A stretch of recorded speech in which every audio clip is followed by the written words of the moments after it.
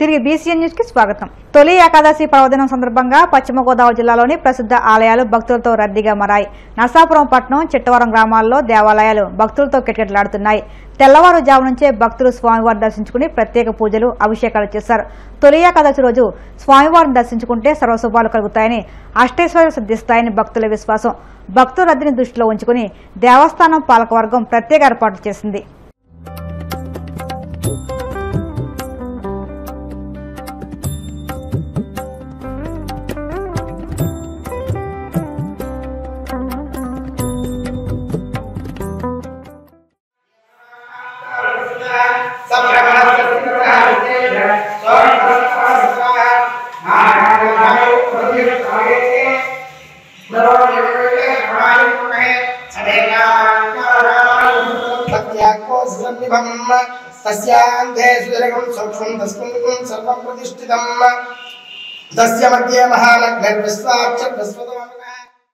శ్రీ మహావిష్ణు యొక్క విశేషమైనటువంటి ఈ యొక్క తొలి ఏకాదశిని శయన ఏకాదశి అని చెప్పి మనం పిలుచుకోవడం జరుగుతుంది.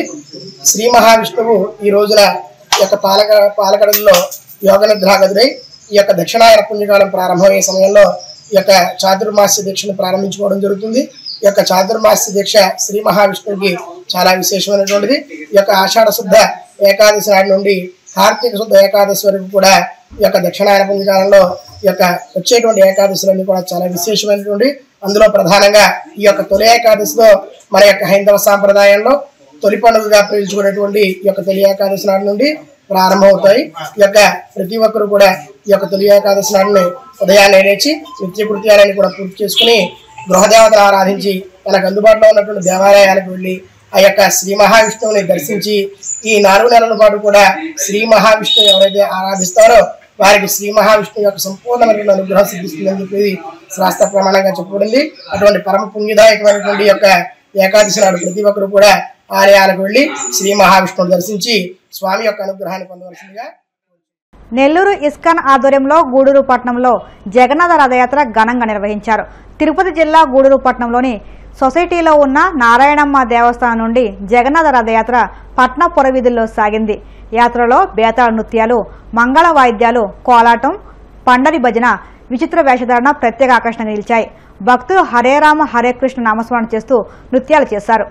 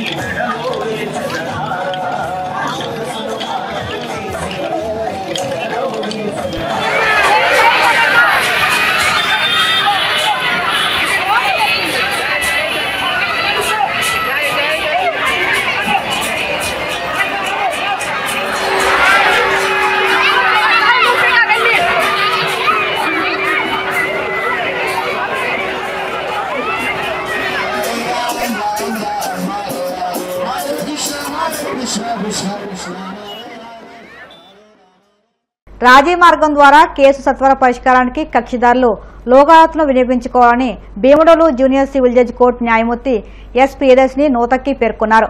ఏలూరు జిల్లా భీమడోలు న్యాయస్థానం ఆవరణలో లోక్ అదాలత్ కార్యక్రమం నిర్వహించారు. ఈ సందర్భంగా పలు కేసులను రాజీ మార్గంలో పరిష్కారం చేశారు. అనంతరం ఆయన మాట్లాడుతూ జాతీయ లోక్ అదాలత్లో కేసులు రాజీ చేసుకోవడం ద్వారా ఇరుపక్షాలకు సమన్వయం జరుగుతుందని, దీనివల్ల రెండు వైపులా ఫిర్యాదుదారులకు సమయం ఆదా అవుతుందని తెలిపారు.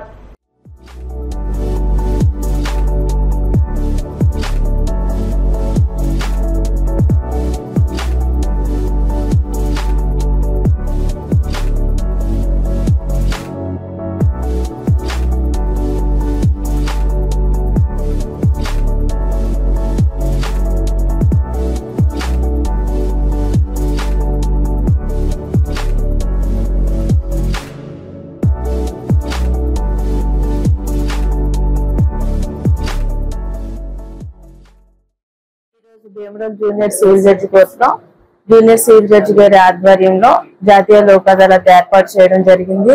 ఈ జాతీయ లోక్ అదాలత్ వలన కక్షిదారులు సత్వర న్యాయం పొందగలరు.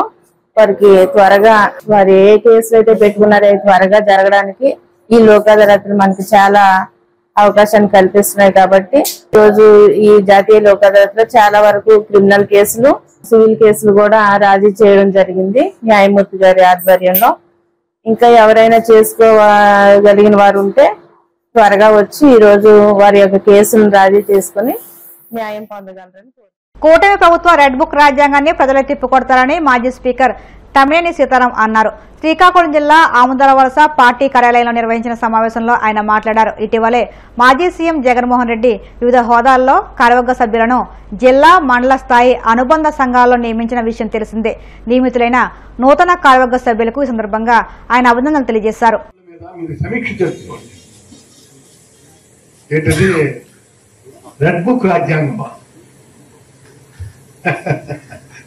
ఇలాంటి రాజ్యాంగాలు ఎన్నో చూసాం. ఈ దేశానికి ఉన్నటువంటి రాజ్యాంగం ఒకటే, అది డాక్టర్ బాబాసాహెబ్ అంబేద్కర్ రచించినటువంటి రాజ్యాంగం మాత్రమే మనకి రాజ్యాంగం. ఇవన్నీ రాజ్యాంగాల కావువి. అందుకు మీ అందరికీ విజ్ఞప్తి చేస్తున్నటువంటిది, రెడ్ బుక్ రాజ్యాంగం అని చెప్పి నువ్వు కొత్త రాజ్యాంగం పెట్టి నువ్వు అరాచకత్వం చేస్తే దాన్ని చూస్తూ చప్పట్లు కొట్టి ఊరుకుంటారనుకుంటున్నావా?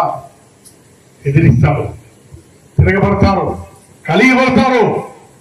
నీవెక్కడున్నావో అక్కడ వచ్చి కొడతారు. కాబట్టి కొడతారు. when time comes that can be proved. అందుకు ఇలాంటివి వార్తలు ముగించే ముందు ముఖ్యాంశాలు మరొక్కసారి. జలవనరుల శాఖపై సీఎం చంద్రబాబు సమీక్ష. పోలవరం 7వ కాలువ పనులు ఈ నెలాఖరుకు పూర్తి చేసేలా చర్యలు తీసుకోవాలని అధికారులకు ఆదేశాలు. రాష్ట్రంలో టీడీపీ సైకో బ్యాచ్ రెచ్చిపోతుందన్న మాజీ మంత్రి పేర్ని నాని. కూటమి నేతల ఉన్మాదంతో రాష్ట్రం రక్తమోడుతుందని ఆగ్రహం.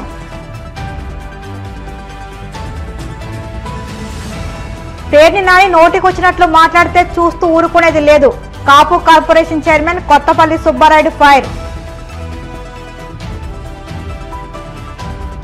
వాడపల్లి వెంకన్న ఆలయంలో ప్రత్యేక పూజలు. మంగళవాద్య నడుమ శ్రీ స్వామి అమ్మవార్లకు మేల్కొల్పు సేవ, ఐశ్వర్యలక్ష్మి హోమం. ఈ వార్తలు ఇంతటి సమాప్తం. మరిన్ని వార్తల కోసం BCN digital YouTube channel, Facebook పేజీని ఫాలో అవ్వండి. అప్డేట్ వార్తల కోసం ప్లీజ్ సబ్స్క్రైబ్.